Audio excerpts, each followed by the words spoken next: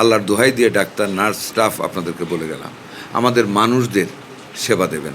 আপনাদেরকে অনুরোধ করে যাই, হ্যাঁ, আপনারা যদি এরপরও ইরেগুলারিটিস করেন তাহলে অস্ত্র তো একটা আছে, টার্মিনেশন, সাসপেনশন করবই। Will be very hard. আমাদের যতদিন নরম থাকার ছিল আমরা নরম থেকেছি।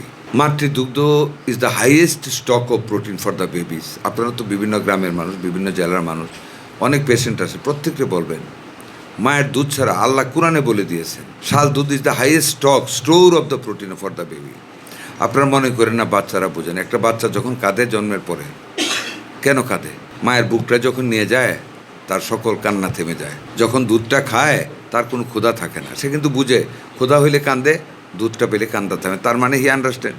আবারও খুব বিনয়ের সাথে আল্লাহর দোহাই দিয়ে ডাক্তার, নার্স, স্টাফ আপনাদেরকে বলে গেলাম, আমাদের মানুষদের সেবা দেবেন, যা আমাদের আছে সরবরাহ করবেন, রুগীদের সাথে ভালো আচরণ করবেন।